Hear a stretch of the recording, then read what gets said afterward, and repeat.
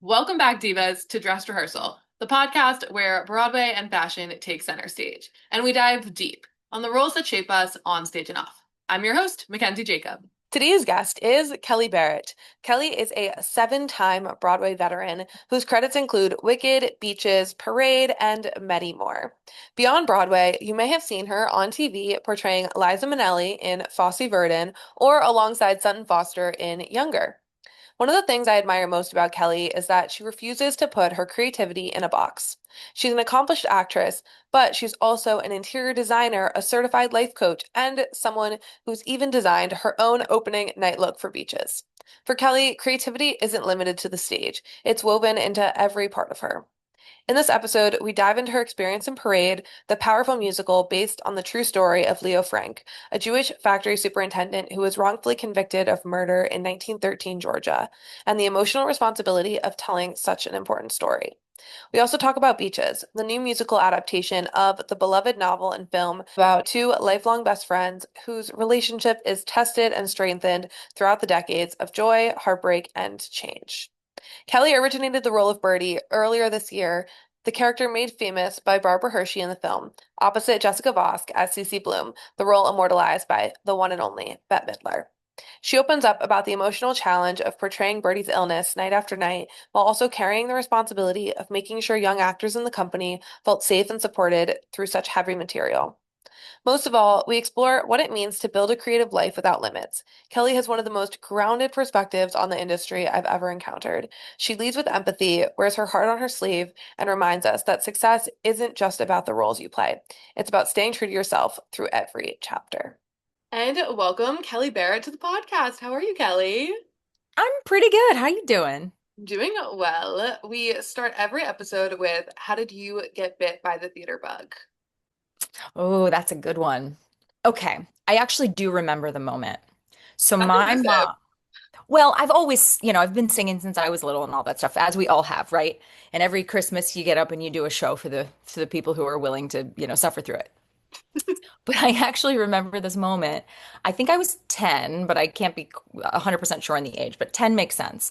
My mom was a bartender at a place called the Jewish Mother in Virginia Beach, where I was born and raised. And my mom's been a bartender her whole life, raised by a single mom, very poor.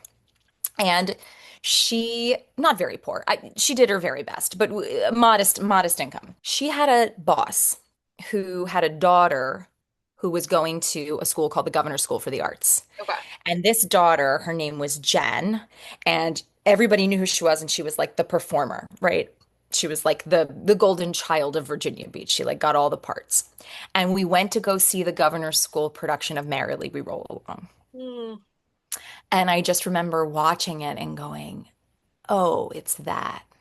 Mm-hmm. Like where you couldn't ever wait, really quite put your finger on something. I finally had context because I think it was maybe the first musical I had ever seen. We had done stuff in like elementary school, sure, but like and The Wizard of Oz. I grew up obsessed with Wizard of Oz and Meet Me in St. Louis, like the movies, but I didn't know you could like do it on the stage. And I think that was like the first time I really got context for it. So that was the moment where I was like that and what that is, because Merrily was Sondheim and it was I don't know, it was grown up for a 10-year-old, but it just resonated with me. I feel like I was born 50, so it just made sense to me. I mean, elevated palette for a kid. And also the fact that it's about life as an artist too is Yeah. such a mirror, I feel like, to the life that you've kind of built for yourself. Yeah, exactly. Exactly And that. something I find very special about your journey is that your partner, Broadway's Jared Spector, is also in the business. Hmm. So he's currently the king in Hamilton for anyone that doesn't know. But how is navigating the industry's kind of ups and downs with someone else that's also in the business kind of changed your experience? My husband's changed my experience of everything. Okay, sure. My husband is the kindest, most patient person I've ever met. He's really shown me what unconditional love looks like. So apart from even just him being an artist, like I think he's such a unicorn human.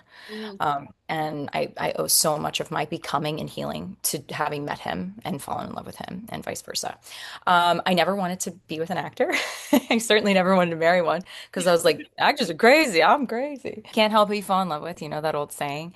And it's really nice. There's, obviously we don't have to explain things to each other. We get it. I am a coach, so I get to coach him, and he has great taste. So I ask his opinion on what I'm doing. And he wouldn't call himself a coach, but he coaches me, you know?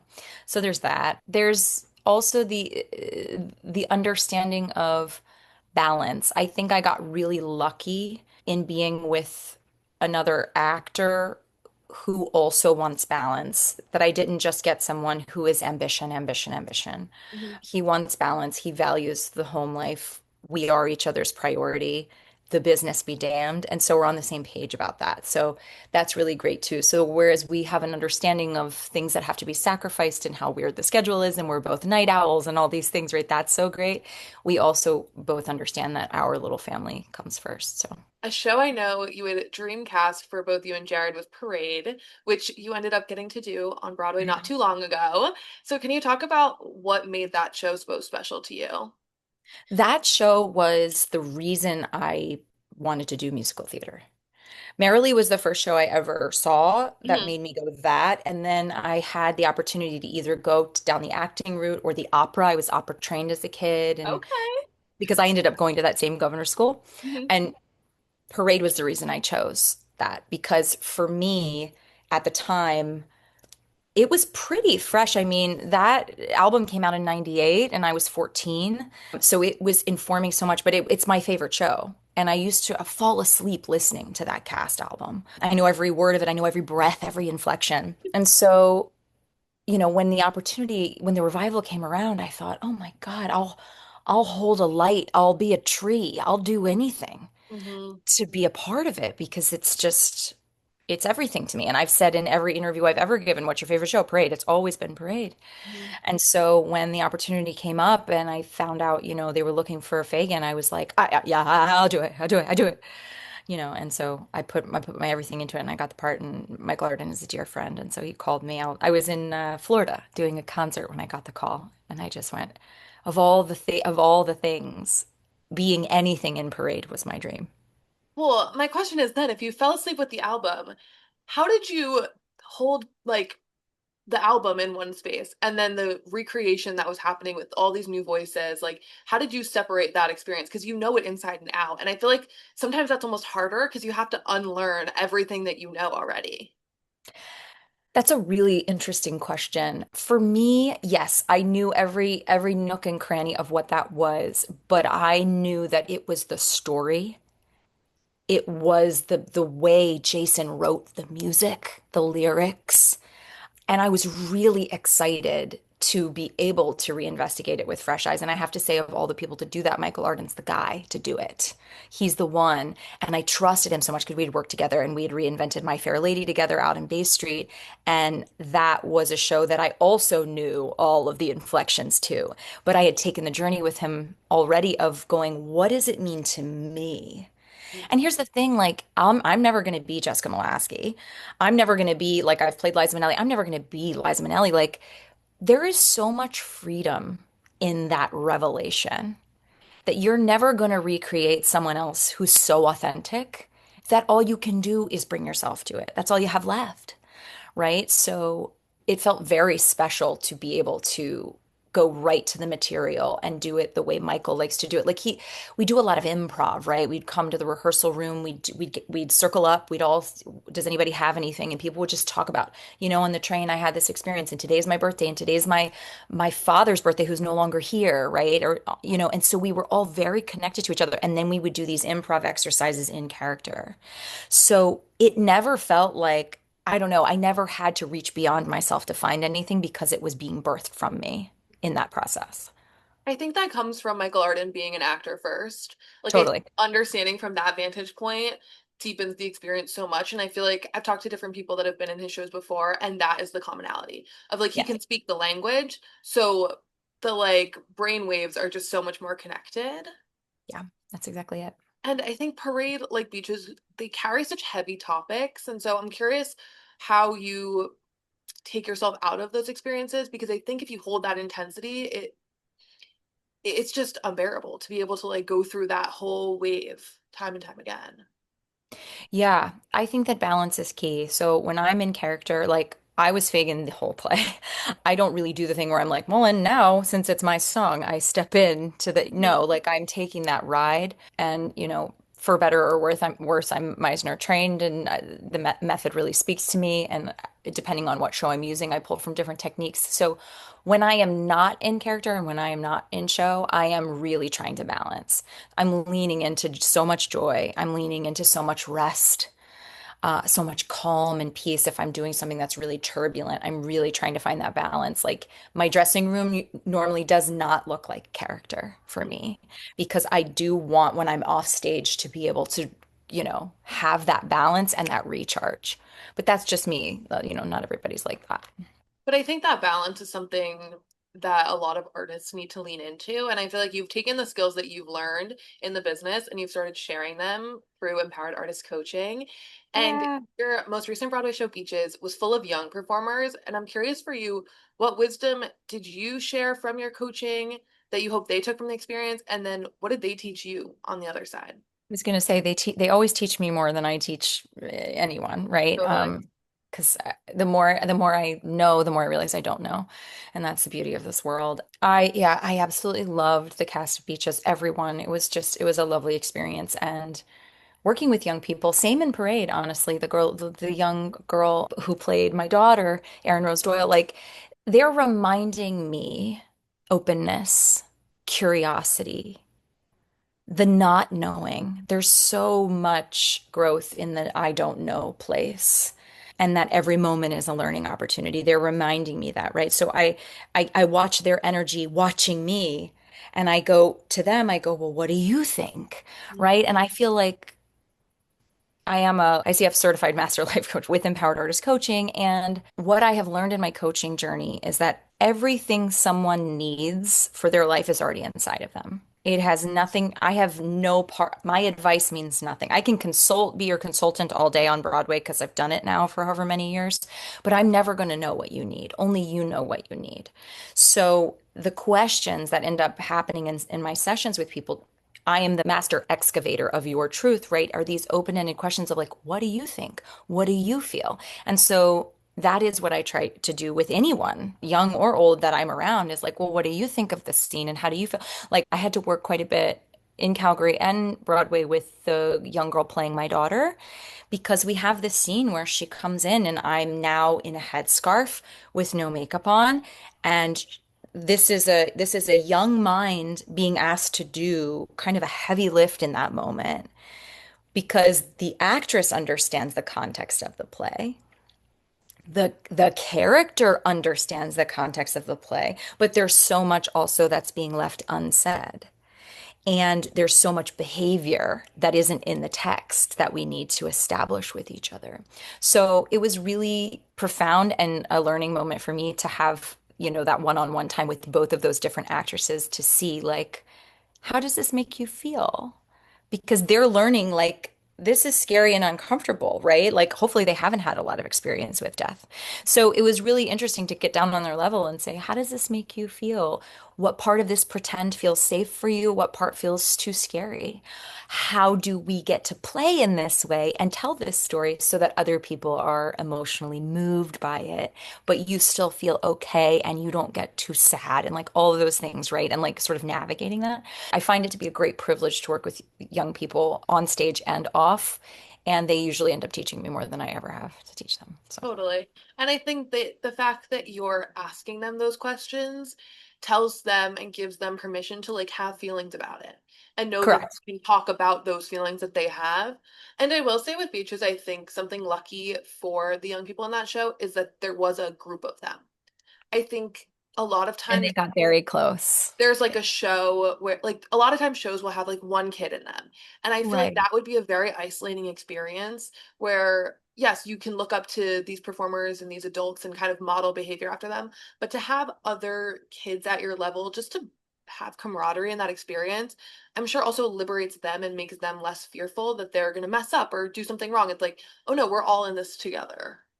And the learning experience from that show, right? These are little kids dealing with like a closing notice out of nowhere. And So one of the like rituals I would have is I get after my death or my last scene, right? And then I go. My character's done and I have like another, I don't know, 6 or 7 minutes off stage to put all my makeup on again or whatever. But one thing I would always do is I'd get wheeled into the wing. I usually have to cry hard for another maybe 10, 15 seconds just to get it all out because I'm suppressing on stage. Then I have a crossover and all of the kids are in the crossover waiting for their, because not the child, they used to be called I wranglers back in know. my day. Yeah. Now they're called not handler, whatever. They're the Yeah. guardians, child guardians. The guardian is back there with all of them, including the offstage covers, because no one can be alone. So they Mm. sort of like travel in this little gaggle.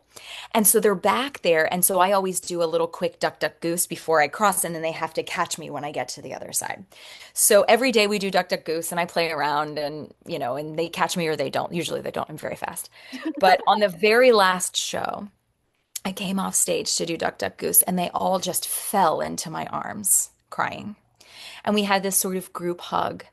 And I got on the ground and I was able to have this moment with them where I tell them, it's going to be okay. Every show closes, but not every show got to be. Look what we got to make together.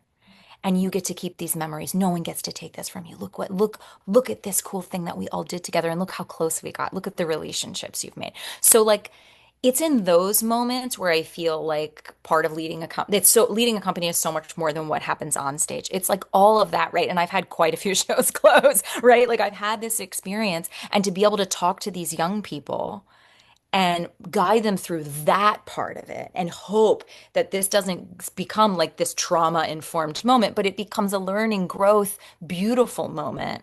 That's what I'm most interested in out of everything, right? Is navigating closings and that kind of thing and openings. And how do we show them that they're worthy outside of the accolades, outside of they did a good job on stage, that they're actually just worthy because they are. And what a mirror too that like these young girls get to have these really special relationships with each other for the rest of their lives. And Yeah. that is what the show was. And it was adding to this like female friendship musical theater canon of like the Wickeds, the Frozens, the Death Becomes Her, where women are leading these shows. And so Yeah. you have led companies before, but I'm curious how it felt different leading it with another woman and another like veteran, like Jessica Vosk. Like it is a different dynamic. The intimacy part of it is so freeing because as a married woman, when I'm cast opposite another man, there's just lines you don't cross. There are certain things you have to do, right, to build chemistry. And it's always this sort of push-pull of like, okay, I'm here as myself, but I'm in character, but also like we're doing the work to find the chemistry. When it's another woman and I happen to identify as straight, so there was no, potential crossover for that. And I know her fiance, I'm going to her wedding next weekend.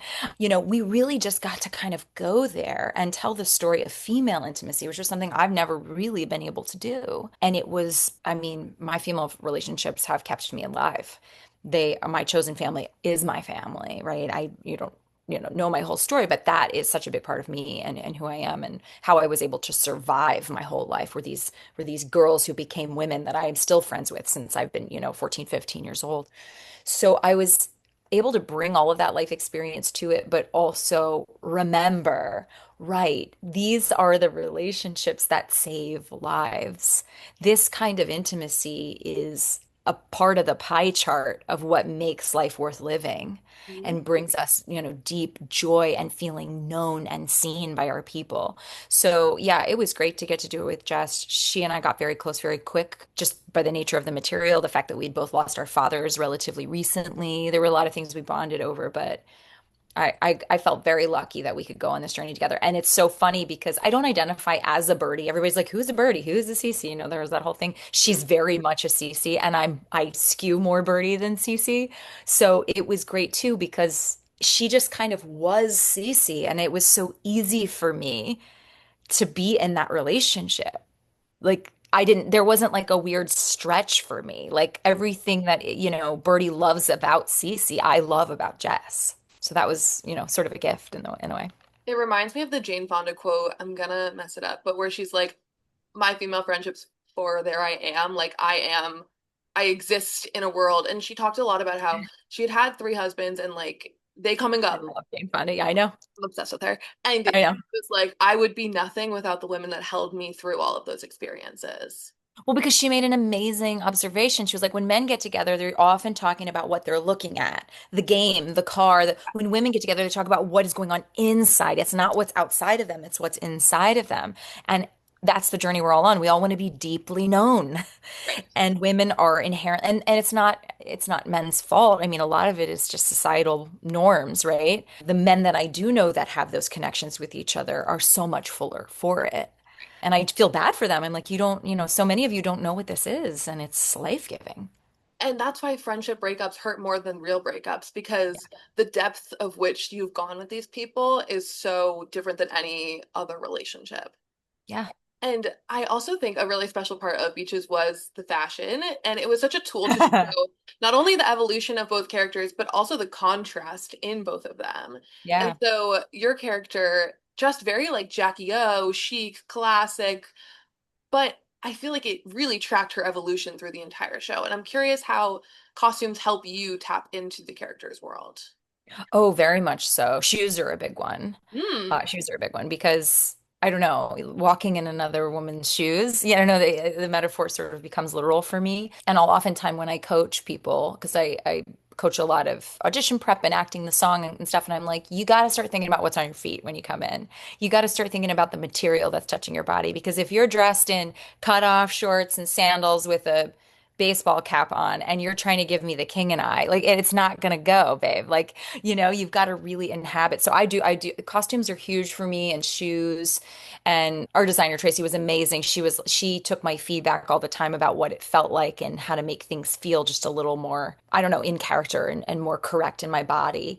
But yeah, it's like you do all the brain work, you do all the emotion work, and then you got to do the body work. And the body's inhabiting those costumes. So it was a very cool journey for me because I mean, obviously I got to wear all those like, I love the 60s vibe on stage. It's very fun, 50s, 60s. And then she goes into this boho space where she completely becomes free. And I kept saying, like, I want to be braless because she keeps saying she's braless and shoeless, but it wasn't possible with my quick changes. But it was too bad because I was like, I really wanted to feel that, I wanted to feel that freedom. And then she goes right back, whoosh, back to being buttoned up, lots of undergarments, lots of tight and holding, and then into pajamas, into the like where you don't get to be any of that anymore. And beauty being so tied to her worth and what it felt like to lose it. Like I was like, I'll shave my head. I'm the go too far actor. Like yeah, I'll lose myself in it and just be like, let's just go. Yeah, This is you what are I'm committed method, to. method, method. Man, yeah, let's go. Let's do. I mean, I'm not going to be her off stage. I'm not like in the trailer thinking I'm a shoe cobbler or whatever is going on with some of those rumors about some actors in Hollywood. But no, like when I'm on, yeah, I want to feel what it is. I want to take the ride. I'm here to take the ride. Yeah. And a really magical fact was that you designed your opening night look for Beaches. And I so did. I need to know like what the inspiration was behind that, the process, all the things. I'm going to be totally transparent with you. I was working with a stylist and they just weren't getting it. Mm. They kept sending me stuff and I was like, this is so bridal. What's happening? Like, no white. And they would just keep sending white. It was just like crazy.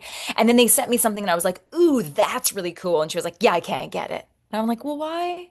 She's a wonderful person. And I just think ultimately we were like, we weren't syncing up. Mm. And I was like, why am I reaching outside of my own creativity? Like, I believe I'm a creative being and I dabble in everything, like even stuff I have no business trying. I'm like, let me try it. So I was like, I am getting a vision for something. Let me see if I can make it happen. And I called my dear friend, Christina Coquiara, who is a wardrobe supervisor. And right now she's dressing Andre de Shields in Cats. And I was like, I have an idea for something. Can you help me make it?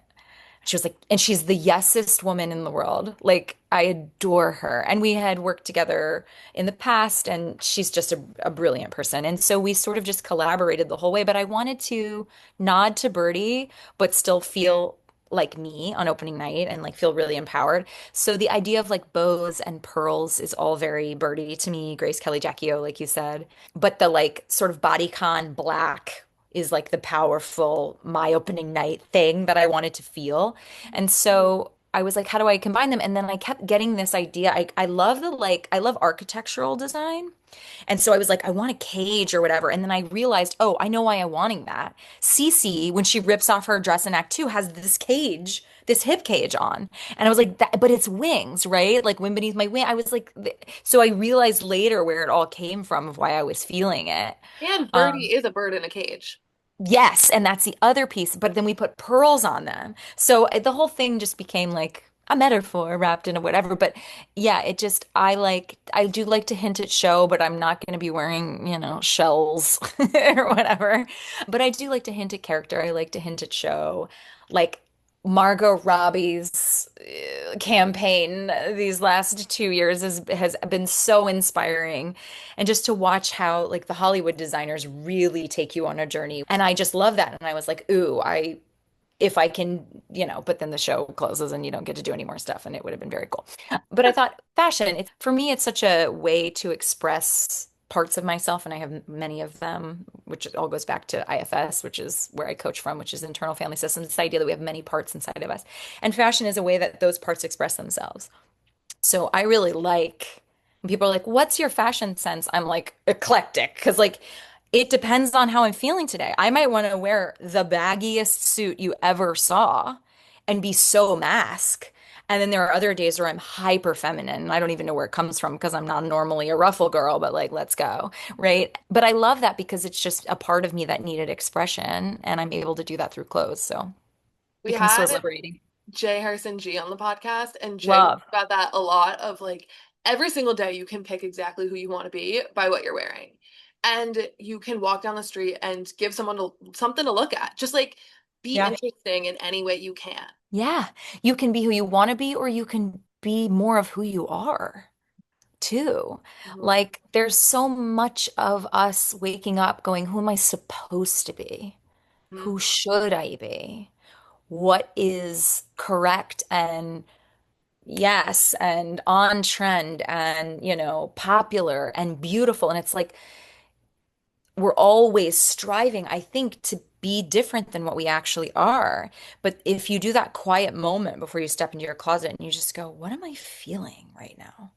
What needs to be expressed in me today that feels authentic? Because the more I do that with fashion, and I'm not saying that I'm great at it, but it is the exercise for me of what fashion can give us. Because the other side of this coin, right, is chasing trends, using clothes to be different than you are and feeling like, oh, well, only skinny people can wear that and only voluminous women can wear that and like boxes, right? Fashion can also anything can be, it's like religion, right? Anything can be really toxic and warped. But if we use it to be closer to who we are and to express the parts of us that want to get out, that authenticity moment, the thing you put on, can trickle down to the rest of the whole day Mhm. to where I stay more of who I am today instead of going further away from myself. I do it with makeup too. There are some days I have a full face on, I have nowhere to go.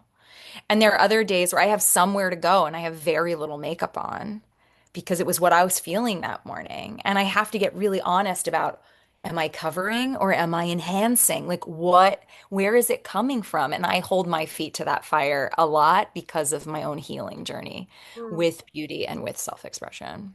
I find that vintage and thrift shopping liberates a lot of that, where it's like, I agree entirely. it makes me so happy because it's one, I don't care the size.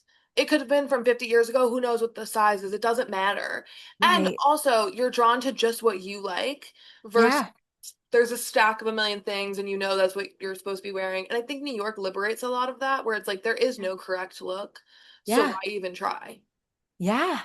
I love that you said that. That thrifting, it does. I tell all people all the time and they're like, I don't know what my fashion is. I'm like, go to a thrift store. Yeah. What are you drawn to? Because it's every decade for the you know what I mean? Right. Like, And it lets yeah. you try a million different silhouettes and kind of like understand not necessarily your body, but like how you like your body to feel in a different way. Yeah, it's like trying to get clothes closer to food. Mm. Like in a way, in a weird way. Like, yes, I know there are good and bad, like foods have been labeled as things and Yeah. we have to untangle all of that. But don't you feel like if you like tacos and I like pizza, it's not like, well, she's a taco girl, right? Right. Like you're allowed to like whatever food you want. Mm. And there's not a lot of, I don't know, judgment on that, except Mhm. for, like I said, fat content and all that kind of stuff. But in terms of like style and cuisine and what part of the world it comes from, I wish we were like that with fashion because we know what we like to eat. We got no doubts about what tastes good, Right. right?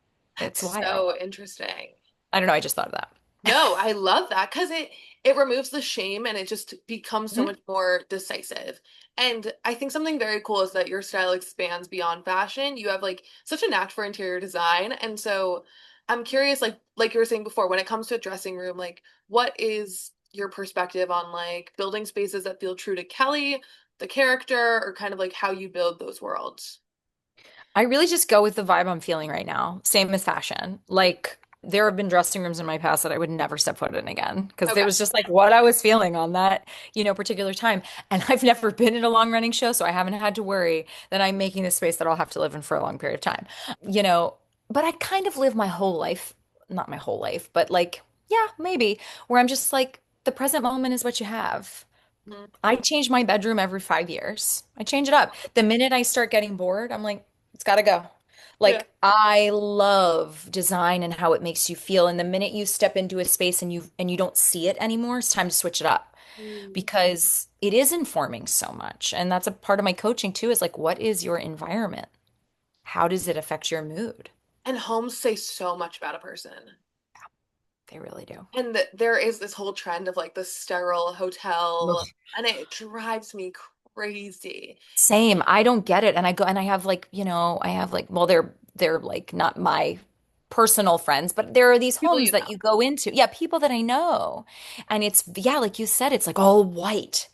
And there's part of me that wants to judge that, but then there's another part of me that's going, okay, what is it giving them? Like, is there too much chaos in their brain? Right. Mhm. Like, okay, they do have a lot of kids. Like it's like Right. they or or whatever. So I'm trying to understand it, but I'm also I think we're really afraid to take risks. We're afraid to paint a color because, and a very wise therapist said this once, any choice is an act of violence because it means you're not choosing everything else. Mm.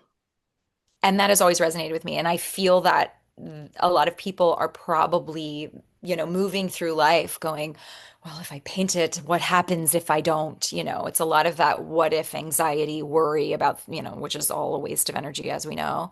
But it is dictating a lot of how we move through the world. It's dictating what people wear. It's dictating what people, how they design their homes, because I think there's just like, well, I know that this is at least acceptable, Mm. you know? That's so interesting.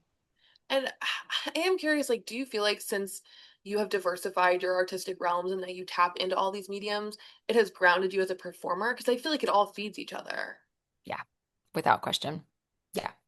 Yeah, the more creative you are over here, the more creative you are in your work, right? It's like I always say the artist's well is almost never in the thing itself. Mm.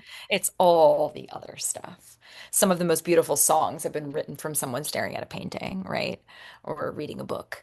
So yeah, it all informs the other. And it also takes the pressure off. I'm always telling my clients, you have to diversify your identity portfolio. You cannot put all your eggs in this basket over here. You've got to also be a friend, a child, right? What are you playing with? What are you curious about? You have to be an advocate. You have to be of service, right? There are things like it's just an amalgamation of all of my learnings thus far and some courses I've taken on happiness and just and some trial and error in my own life. But yeah, the more I'm doing other things and not just going, being a musical theater TV actor, right? The more that stuff actually unlocks for me. I think what you said about like different mediums informing each other is also very interesting because so Sarah Bareilles just came out with this new song, Good Oh, Grief, that was that's based good. on a conversation with Anderson Cooper and Stephen Yeah. Colbert talking about their dads passing away. And Yeah. I mean, to watch an interview manifest into a song that manifests into catharsis for so many people Yeah. is just a wild culmination of just how artists feed each other through so many different waves Yeah. that you can't even anticipate. No. And it never ends. The echo is because you can say it came from the interview, but the interview came from the two guys deciding to have the conversation, came from the two guys losing their, fathers, came from the relationships with right? It's just like everything trickles and affects everything else. And now Sarah's song is going to like be the first song someone else hears that makes them a songwriter, Mhm. right? So we have this responsibility, I always say, as creatives, but as humans, right? To follow our purpose, to step into what is inspiring us, because it's not just for us, it's not about us, it's the echo, and possibly for decades and decades and decades and centuries, right? Who knows what that song will do and where it will lead. And I'm curious your perspective of this because I feel like as a coach, you probably hear this a lot, but like the majority of time, performers are not in a show. And I remember when I was laid off from my entertainment job a few years ago, I had never thought of like the self-worth question of like when you meet new people and they're like, oh, what do you do? And I was like, well, I'm the same person I was 3 days ago when I had this job that had Right. a flashy brand name on it, so I could have an ego about it. And Mhm. so, what advice do you give to those people of just like navigating? You are full of self-worth regardless of what you're attached to, because I feel like entertainment specifically, if you're on a hit show today, you're $1 million, and then if you're not tomorrow, it's such a Right. difficult up and Yeah. down. Yeah. Well, I think, this is a huge thing that I deal with all the time because I work primarily with artists. I do believe that we're all creative, but because I've taken this journey myself, I understand the ride of how do we not tie our identity to the current job that we're in? How do we not tie our self-worth to the fact that we're booked and blessed, right? And there are so many components to this. One is, and the biggest one is reparenting and healing the parts of ourselves that found our identity and worthiness in that ambition. And a lot of the time, we are in a capitalist society that tells you you are good because you achieve productivity, right? And then our parents do it and we get the award and then we win the race and there's so much competition and there's so much, and this is how we are taught to value ourselves. And so these parts are born and they believe that if they just achieve enough, they will be loved and safe. And it's up to our true selves or self to reparent those parts and say, you're beautiful because you are. Mm. How you are is beautiful, not what you achieve. And so there's this deep healing work, and it's on a somatic level, it's on a psychological level. So that's a huge part of it, and a journey I take with my clients. The other part of it, again, is making sure that your life has multiple pillars. If you're assigning all of what you are to one thing, what happens when that one thing goes missing or Mm. breaks down or fails you, right? And this happens with a lot with mothers experience it a lot. I work with a bunch of empty nesters. And they're like, who am I? I gave my whole life to my kids and now they don't need me anymore. Like they don't even know what their identity is because all of their purpose was in these children. It happens a lot with art. It happens. I mean, we're doing it all the time. So it's to investigate all those different parts of ourselves that want that expression and to make sure that we're honoring. I'm actually, oh gosh, I'm a gardener, I'm a cook, I'm a sister, I'm an activist, I'm a writer, I'm a director. Like, and also this multi-hyphenate, like artists are rainbows. And I think we've also sort of fallen prey to, well, what kind of artist are you? Because you can't be everything. It's like, yeah, I can. I can, and I can do this for 2 months, and then I can go do that for a year, but I can be writing in the mornings. Like, and the more people who are like, who refuse to be boxed in, those people are usually the ones that you admire the most and don't know it. Because we have all these limiting beliefs that you have to be really good at one thing. And I think that's handed to us by like these tech giants and these like really like these capitalist billionaires who are like, find the one thing and go after it with all that you have. And that's great. That might make you a lot of money and a mogul, but it's never going to make you happy. It's never going to make you happy because you're not just one part. You have all of these parts of you that need expression. So I think the more you're doing that, the more like, okay, well that job ended. I'm still an actor. I'm still whatever your job was in entertainment. You're still a part of you. It's not all of you. Right. And now I have the opportunity to express a different part because I've opened up a lane. Hmm. Yeah. I saw something very interesting that talked about like where you live. The first question that people ask you makes a huge difference. So it's like Mm. in New York, I feel like the first thing people ask you is like, "Oh, what do you do for work?" In Miami, for example, they're like, "Oh, what bag do you carry?" In LA, it's like, "Oh, Oh, what like doctors do you go to?"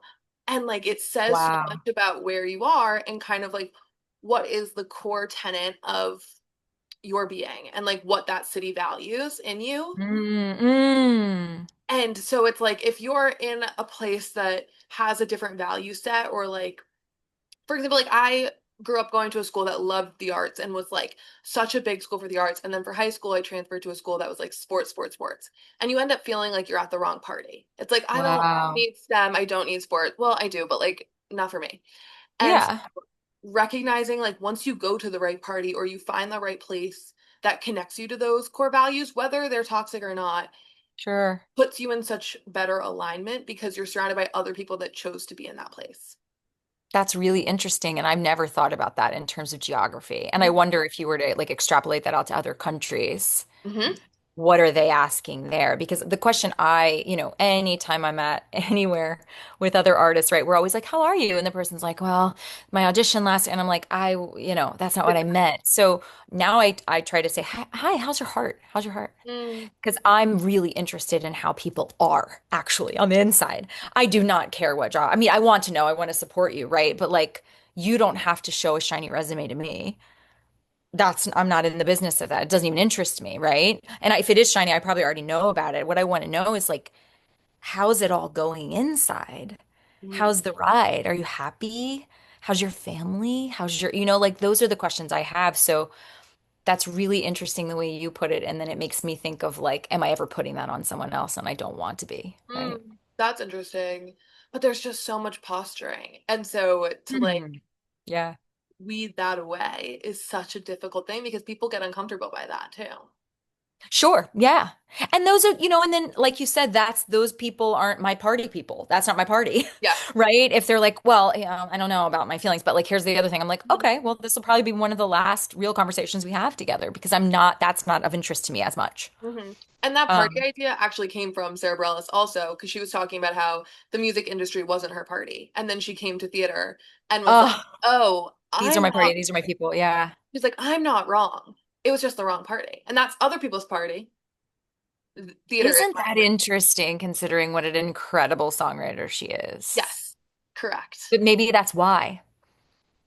And Maybe she said, that's like information for the rest of us. It's like maybe they need you to change the vibe of the party, babe. mm, Maybe mm. the music at the party is shit, and you got to come in and change the channel. And she was saying she was so surprised by like how she only felt like she was viewed as a legit songwriter until she came to theater.